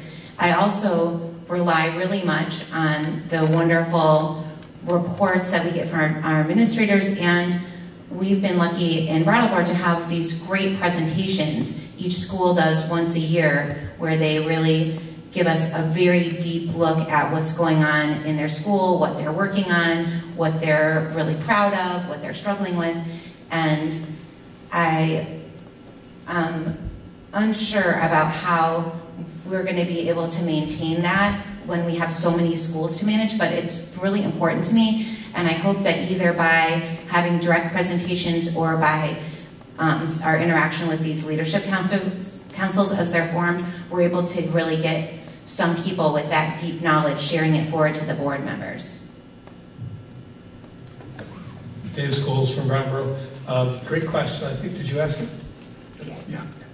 And it took quite a few years to get to the point where we were able to get those kinds of presentations on the school district. And that's one of the things that I really spent a lot of time pushing for, and just trying to get us more understanding, more information.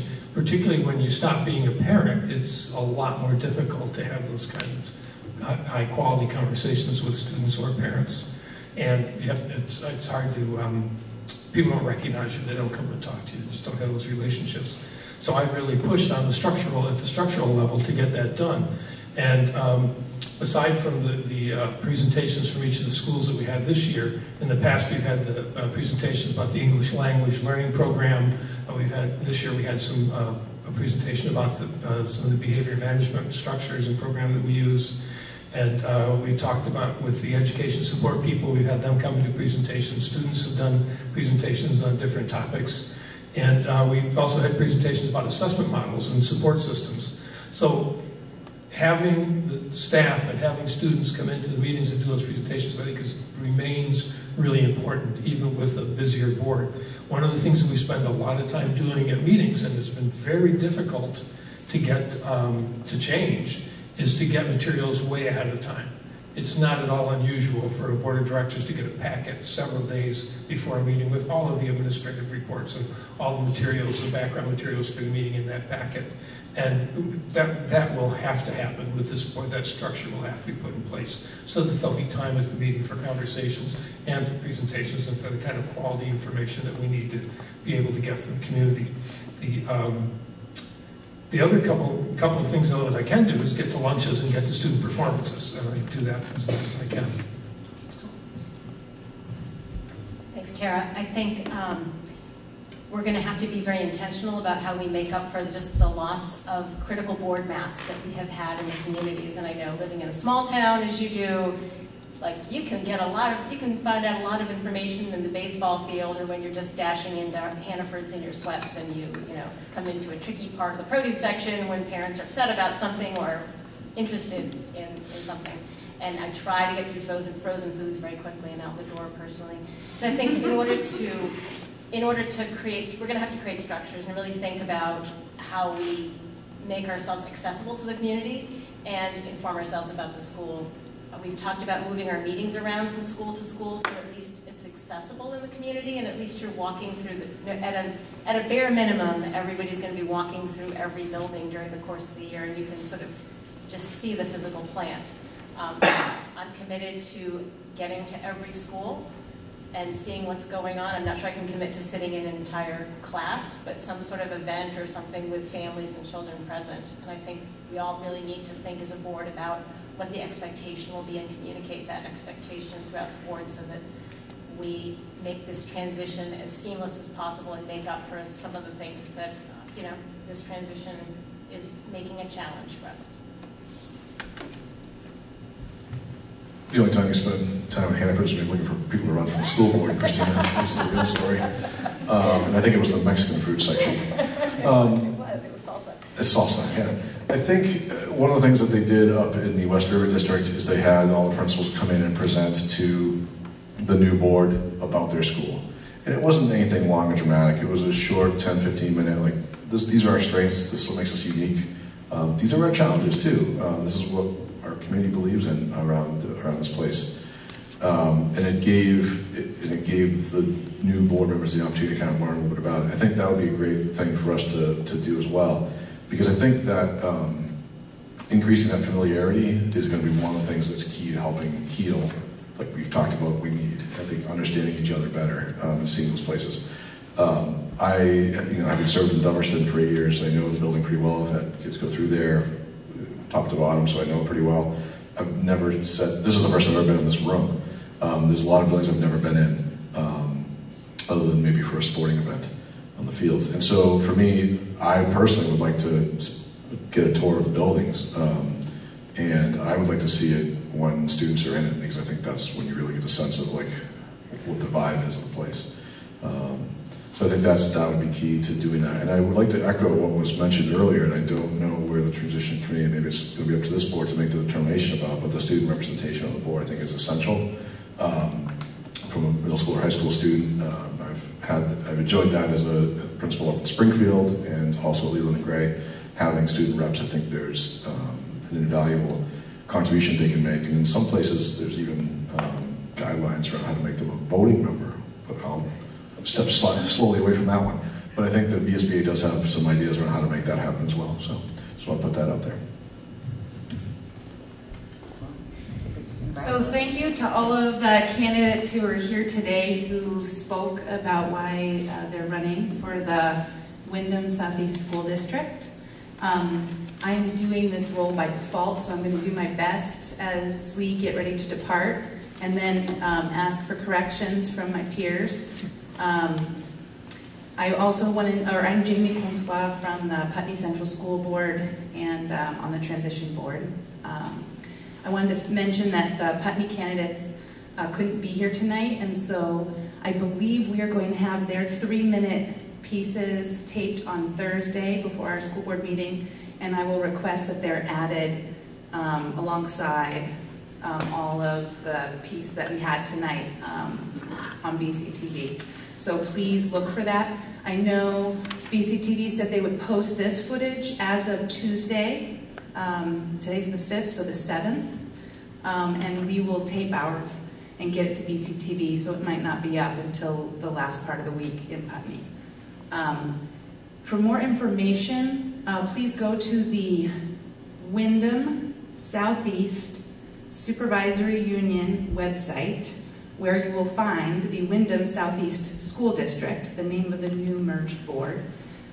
You can find under the boards tab, you can find the timeline for the merger that will be posted there, and additional information about who is running. There also is going to be information about May 21st, which, am I correct? May 21st is the election, by which is the actual election day. 4 towns, Brattleboro, Guilford, Putney, and Dummerston. I believe polls will be open in all 4 towns, 8 till 7.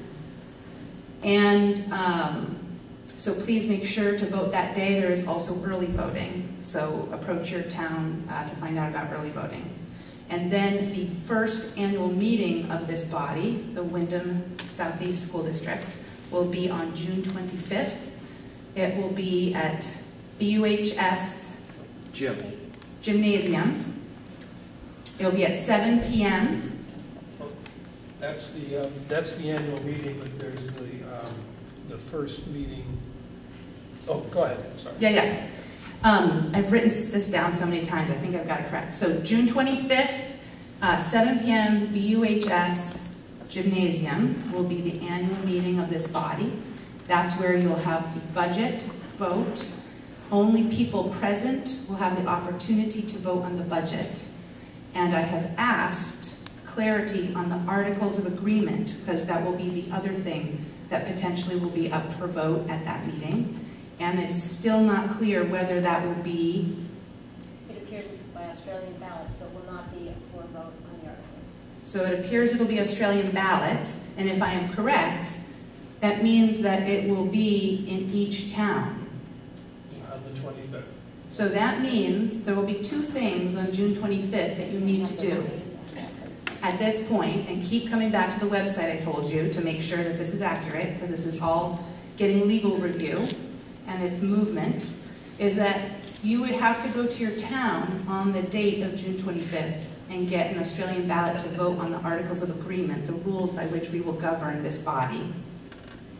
And then you will come at 7 p.m. and have to be there in person to vote for the budget. So if there is any confusion, please go to the website and we will be giving updates about that. Questions, clarifications? Let's just go with Sean and then we'll go to the audience. Well, I think there's a meeting of the new, okay. I believe that, I could be wrong, but there's a meeting of the newly elected board on the 22nd. Yes. of Yes. May. So, yeah.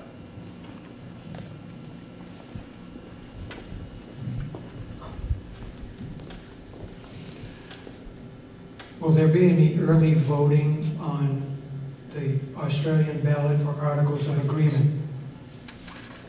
Yeah, 20 days ahead. 20 days ahead. Thank you. You're saying to this. Yeah, we just heard from the Putney town clerk, was it this afternoon, that the early voting will be 20 days before the actual vote, the 25th. So starting on June 5th, you'll be able to vote in your town for the amendments.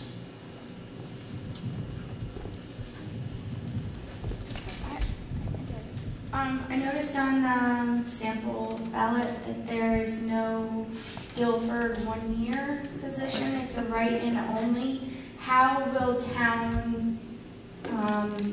people from other towns know who to write in as a 1-year name if there's no presentation or no? Sean, can you I am so glad you asked that question. because it was on my list of things to do here tonight. Kelly Young, who is a current Guilford board member, has agreed to be a write-in for the town of Guilford for the 2-year position. So if you go to the back page of your ballot in the middle, and it says school director for the 2-year term from Guilford. And if you write Kelly Young in the write-in portion of that ballot, then she hopefully will be elected. So thank you very much. Will she be able to put together a 33-minute thing as well and post it on social? I don't know. I'll ask if Kelly will do that.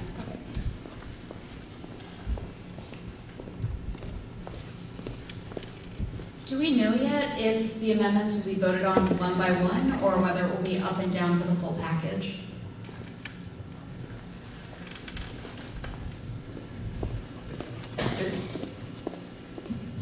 I believe each one has to be a separate article on the ballot. So when you go to the town, it's probably going to be in your town hall.